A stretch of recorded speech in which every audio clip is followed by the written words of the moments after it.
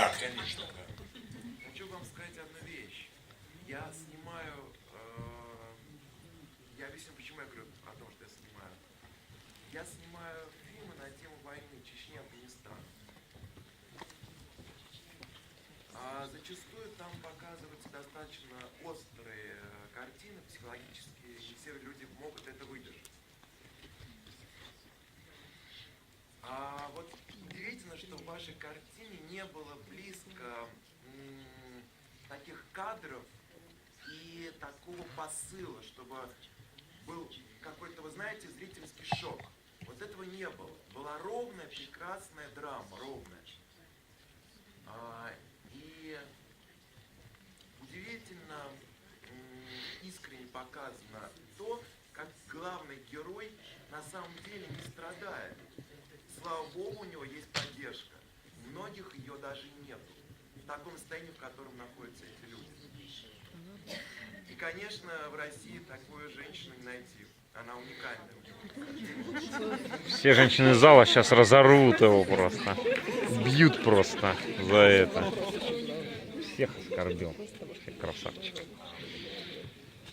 Okay, thank you for this word. Это неправда. I mean the whole thing. You can translate. You know, films are not made to send messages. Therefore, okay, I did this film because I wanted to ask some questions and think about some things that I thought might be interesting for people. And after what I heard from you, I think that happened. Ну, во-первых, спасибо большое за отклик. Мне кажется, что вообще кино снимается не для того, чтобы делать какой-то посыл, или какой-то месседж, так как сейчас говорят, сообщать. Я сняла это кино, потому что я хотела задать какие-то вопросы и поразмышлять над теми вещами, которые, как мне казалось, могут быть людям интересны, и, судя по всему, это произошло. Спасибо. Thank you very much for your film. We are shocked with Vera. We're sitting together, and I think it's a fantastic film. But could you speak a little bit more about professionally how you was filming this? It's amazing. You have how you did sound, how you was making camera. Sometimes we had impression it was possible to make only like fiction film. Я переведу, если можно, задавайте вопросы по-русски, потому что мне иначе все равно говорить по-английски для всех, и мне вас плохо слышно, кроме того еще. Значит, спасибо большое за фильм. Еще раз, вот удивительно, как вам такие съемки профессионально сложные, как вы это осуществляли, потому что у вас есть очень сложные технические вещи, как вы это сделали все. Well, first thing I have to say is that I had a really great opportunity to meet those guys before they went to the water. I mean, before his first dive, and that was a great thing for me as a filmmaker, both fiction and documentary, because I could tell this story as a fiction film from, you know, point A to the end, to the final dive. Ну, во-первых, я хотела сказать, что мне представилась такая уникальная возможность. Я познакомился вот с этими ребятами, с этими дайверами, еще до того, как они осуществили свое первое погружение. И поэтому для меня, как для кинорежиссера, это было очень интересно, потому что я мог снять документальное кино с помощью художественного игрового повествования, когда я от пункта А в пункт Б переходил в своем фильме.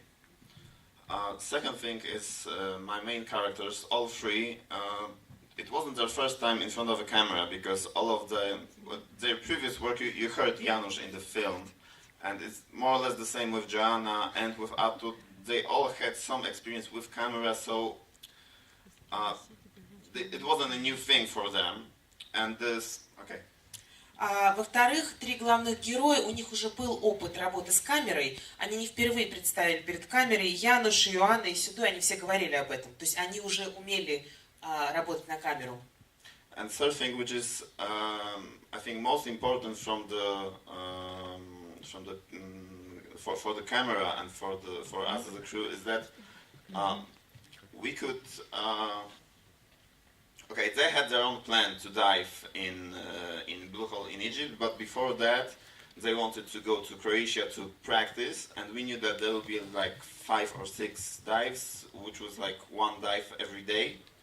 So it was repetitive, and it was easier for us to foresee where we should stay with the camera and how it should work.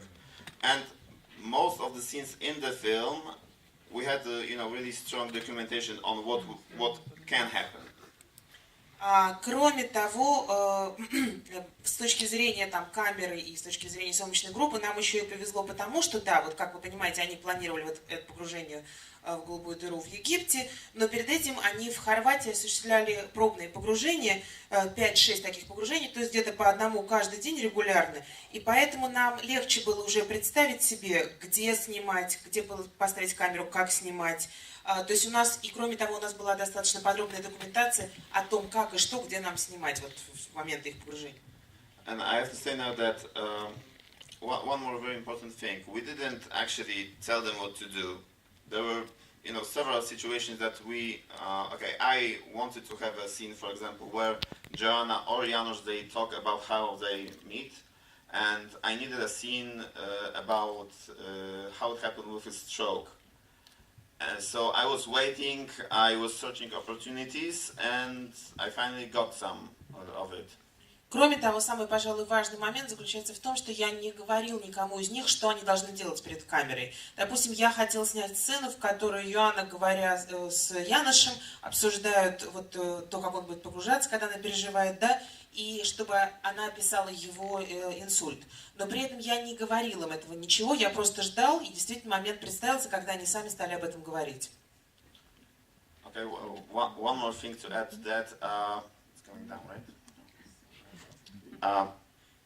For example, the scene when she's talking about the stroke, we had a scene that lasted, I think, over 2 hours. And she said really great things there, but that was like the most important. And that's a really big pity for me to put only this, because she also, said a lot of great stuff, but that's like only 19 minutes, right? And we had over 80 hours of raw material.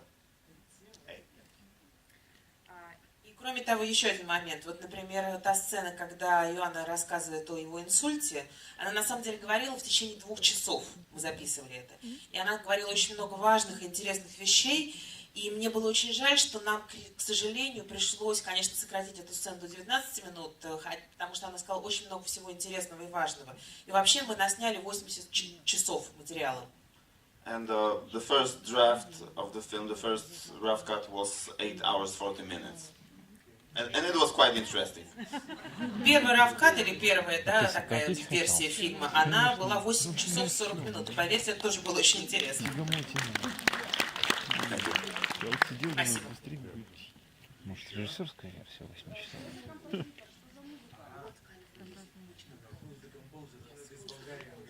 Yeah, the composer, that's Atanas Valkov. He's half Polish, half Bulgarian. That's our, I think, 4th production together, and he wrote all stuff by himself. Это композитор Атанас Валков, он наполовину болгарин, наполовину поляк, и это наш 4-й фильм уже вместе, и, собственно, вот всю эту музыку он сам написал. You can actually go to his website, which is atanasvalkov.com probably. Можете отправиться на его веб-сайт, кажется, это atanasvalkov.com. And as far as I know, he put some of music from this film on SoundCloud, I guess. По-моему, он в SoundCloud загрузил часть вот музыки из этого фильма, если я правильно помню. Great to hear that. Russian girls are fond of Atanas Valkov. And the boys. Самое интересное, как этот человек погружался все глубже и глубже, да? И мне бы хотелось узнать, почему вы не снимали, какие трудности от 5 метров до 10 были, от 10 до 15 были. Фильм что показывает какие-то, знаете, как вот у вас там двум альпинистам, да, он посвящен фильм. О, наш ветеран. Мотоциклисты пошли на Эльбрус, так вот им мотоцикл туда затащили и обратно, значит, их спустили. Вот очень похоже, если бы мне показали, как он эти метры-то преодолевал, мне было бы очень интересно, для меня бы 62 метра было бы что-то значит не 60, а 62 именно. А так вы мне все на берегу показывали, и потом как тюлень его спустили, подняли. Вот почему вы его не показывали в воде? Спасибо. Well, the answer for that is really simple. I didn't want to do a film about diving or about a guy with a disabled person. I wanted to do a film about something else. Ответ очень простой. Дело в том, что я хотел снимать кино не про дайверов и не про инвалида, а про что-то другое. Well, it's not like one thing, right? It's 90 minutes long, so every scene is about something else, and I don't really feel that I should tell you what's my opinion on that, because you saw that. Ну, во-первых, как вы понимаете, фильм 90 минут, и в каждый момент какая-то своя идея. Да, ведь трудно сказать, что какая-то одна всего идея в фильме. Кроме того, мне не нравится вот эта вот идея того, чтобы я вам сейчас рассказывал, о чем фильм с моей точки зрения. Вы же его только что посмотрели сами. You know, if that would be a simple question, like one question, okay, how deep can he go? I would probably write a short note.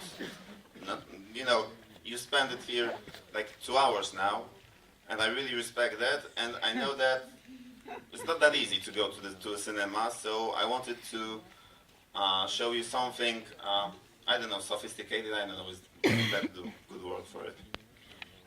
Кроме того, знаете, если все было так просто, можно было бы дать один ответ на этот вопрос, но я бы какую-то короткую заметку, возможно, написал бы и все. А вы тут уже практически 2 часа сидите, я понимаю, что в кино выбраться не так-то просто, это тоже определенный труд, и поэтому я старался показать вам что-то более сложное.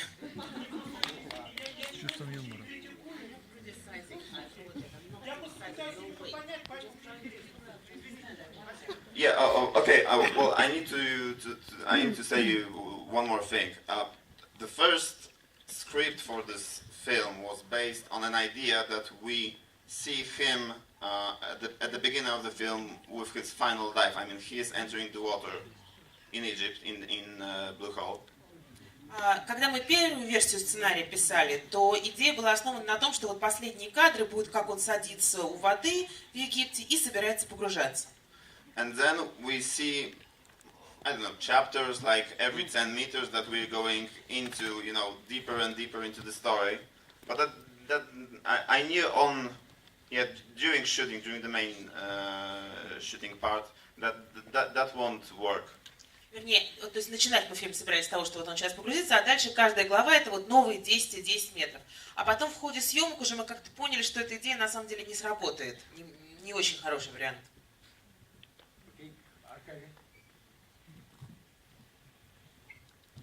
Поблагодарить за кино, потому что абсолютное кино, история, рассказанная с помощью изображения,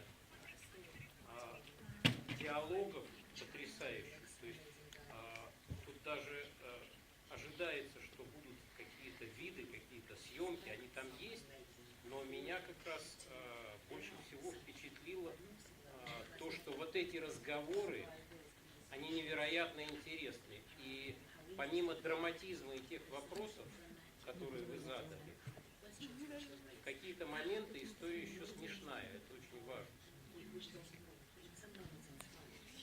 И я просто хочу вот как бы отбить мячик в сторону зрителя.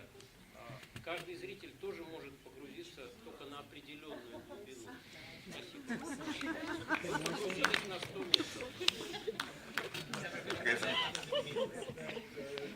Ну, красиво отбил. Okay, thank you for those kind words. Спасибо за эти добрые слова. I don't know, tell your friends we have 2 more screenings, right? Уже не могу вас больше задерживать, еще 2 сеанса ведь, да?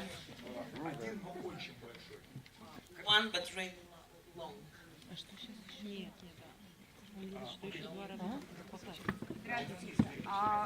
У меня вопрос. Вот у вас в титрах стоит такая большая компания, это же HBO. Просто нам HBO. Фанаты. Они появились на этапе препродакшена или после готового фильма они решили взять его? Вообще, я тоже хотел спросить. Спасибо девчонкам, что спросили. Что ты не понимаешь, что сбил? We started this project with a really small crew. It was the producer Mata Wahacz, the first producer, Kacper Festas, the DOP, and me, and some and the characters. And then we went to Dragon Forum, which is a development program, and then we got our first co-producer, which is Author film. That's a long story. Then we got the money from the Polish Film Institute, and the film was already, ongoing. We did some shooting for the trailer. We did some main shooting also. На самом деле, долгий путь мы прошли, потому что начали мы с очень маленькой съемочной группы, нас всего 3 человек буквально было, и персонажи, естественно. Затем мы стали развивать уже, собственно, вот то, как мы будем про весь проект. Потом мы получили финансирование дополнительно от польского телевидения. Потом мы начали снимать уже трейлер для этого фильма. Польского телевидения, прошу прощения. Затем мы стали снимать трейлер для этого фильма. HBO came. Well, actually, I think they were interested from the very beginning. А HBO, на самом деле, мне кажется, что канал HBO с самого начала заинтересовался, но... But we did the deal, I think, somewhere between the end of shooting and the beginning of the editing process. Но сделку мы с ними заключили где-то примерно между концом съемок и началом монтажа.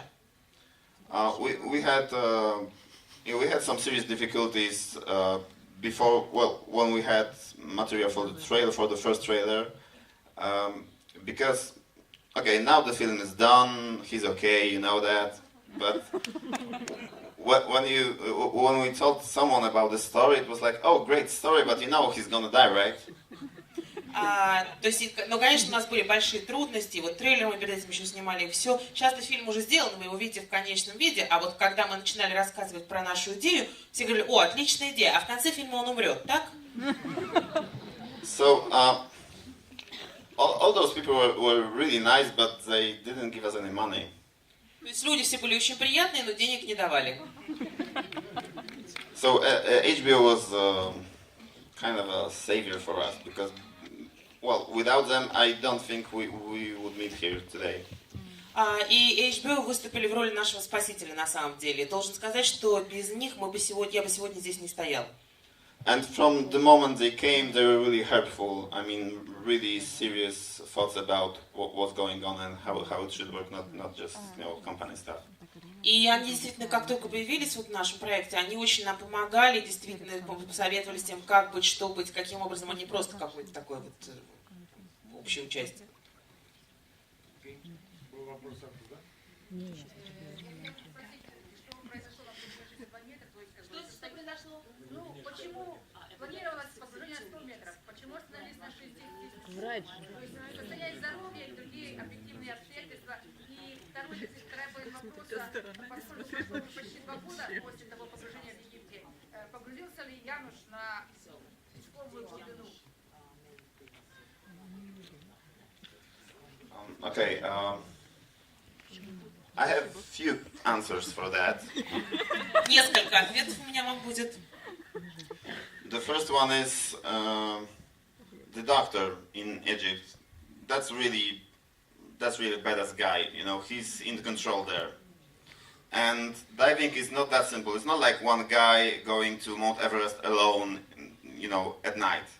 You have to have a crew. Во-первых, вот этот доктор, помните тот плохой парень, который запретил ему погружаться на 100 метров? Это во-первых. Во-вторых, с дайвингом все не так просто обстоит дело.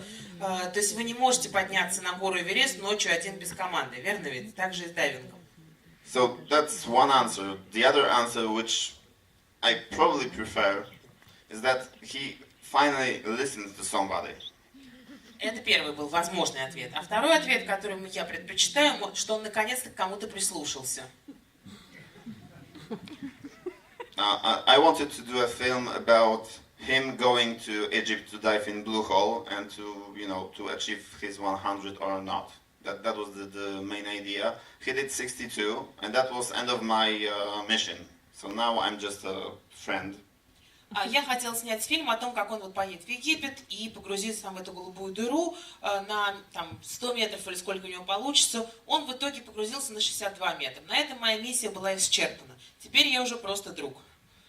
That was enough for him for some time, but that's a funny thing. We met on the Polish HBO premiere, which is a closed screening, that doesn't really matter. But we met there, and he met with attitude with his friend. И на какое-то время ему этой глубины хватило. А дальше получилось, что была когда премьера в Польше каналом HBO, организованная, закрытая, но неважно. Он там тоже встретился еще с другими друзьями.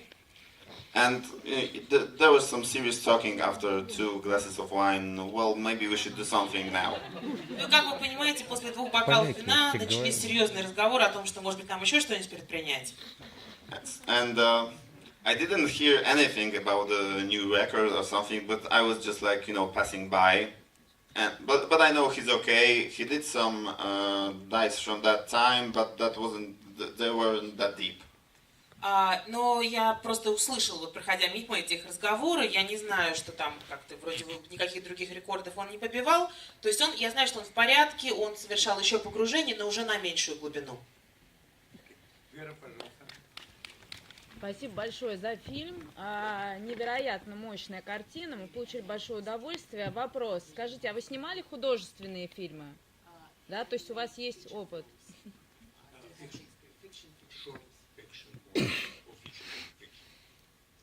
Well, thank you for that. Спасибо за этот вопрос. I did some short fiction films. Да, снимал короткометражные художественные фильмы. And now I did this is like the biggest thing for me now. На данный момент пока что это самый мой крупный фильм. And I'm working on 2 screenplays with screenwriters now, and there is a chance we will do a fiction full-length feature next year, but that's still a maybe. В данный момент я работаю с 2 сценаристами над 2 сценариями. Есть шанс, что, возможно, в будущем году мы снимем уже полнометражный игровой фильм, но это пока еще только вероятность. Тогда вопрос, просто в этом фильме в монтаже чувствуется рука человека, который снимал художественное кино. И вопрос тогда, у вас монтажер из художественного, из другого мира, что называется, из мира большого художественного кино? Thank you for that again, because that's what we wanted to achieve. Еще раз спасибо за такой вопрос, потому что именно к этому мы и стремились. Przemek Chruścielewski, who is the editor, no, that's the name. Okay, that's Przemysław, the full name. Przemysław Chruścielewski, the editor. He's, I think last year there was a film by Paweł Łaziński here, Father and Son. Which one? Oh, that's great. He was the editor of this film, and he did a lot of documentaries actually, and some fiction, but I think less than documentaries. Przemysław Guszewiński, он как раз здесь был оператором, и он еще был оператором в фильме, монтажером, прошу прощения, в фильме, режиссёром монтажа, в фильме Лозинского, который победил в прошлом году, да. И он, кажется, у него игровые фильмы тоже были, но все-таки больше он делал документальное кино. We did 3 short fiction films together, also with Kacper Fetach, the director of photography. Kacper Fetach, мы с ним вместе вот с Гушевинским сняли 3 короткометражных игровых фильма. And okay, I have to add to this that I'm really inspired by mostly fiction features. I don't really like documentaries. Really sorry. И еще хочу сказать, что меня всегда вдохновляет полнометражное игровое кино. К сожалению, вынуждена вам признаться, уж простите, что я не так уж люблю документальное кино. Какую технику?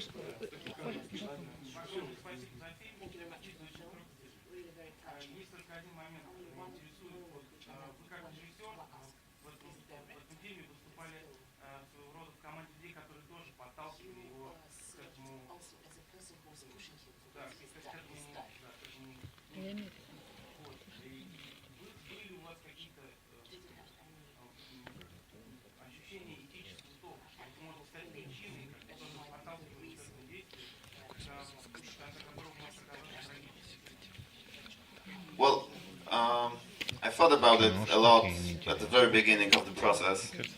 Я много об этом на самом деле размышлял в самом начале процесса. It was easier for me because first thing was the idea to go and dive there. Then there was the idea to do some kind of a documentation film. Ну, мне, конечно, было немножко проще, потому что вначале возникла идея вот отправиться на это погружение, а потом уже возникла идея снять об этом документальный фильм. And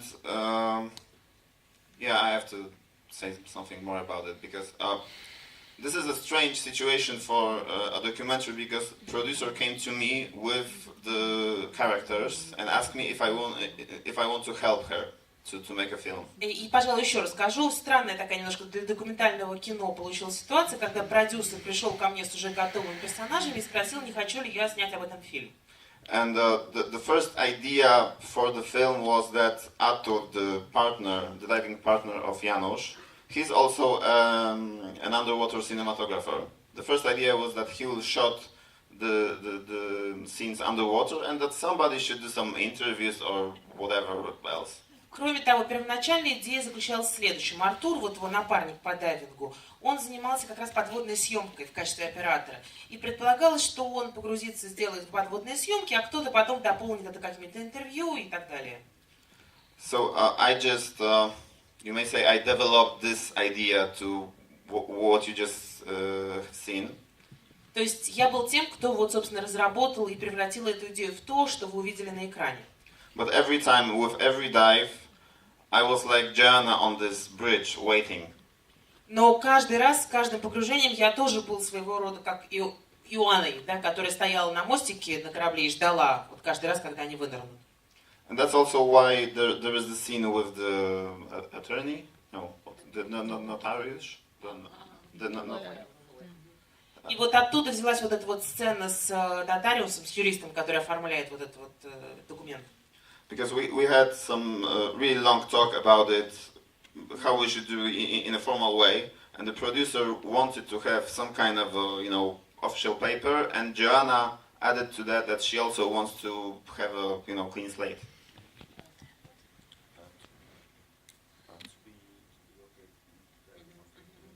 И потому что продюсер говорил о том, что хорошо бы, чтобы была какая-то формальная бумага, которая бы вот это все свидетельствовала, и это в наших интересах тоже было. И Иоанна тоже говорила, что она хотела бы, чтобы вот было как-то заверено, что все будет в порядке. And we also knew that this scene will be the scene where we really know, we as the viewers know that this is what he really wants, that there is no other option, this is what he wants. И кроме того, нам тоже хотелось, чтобы мы в качестве, как зрителей в этой сцене, понимали, что действительно вот это то, что он хочет, и ничего с этим не поделаешь, и ни на что другое он не соглашается. Окей. Спасибо. Спасибо вам большое. Может быть, продолжить, поскольку будет еще 2 показа. Будет еще завтра в 2:30, потом будет СДК. Но вам большой удачи.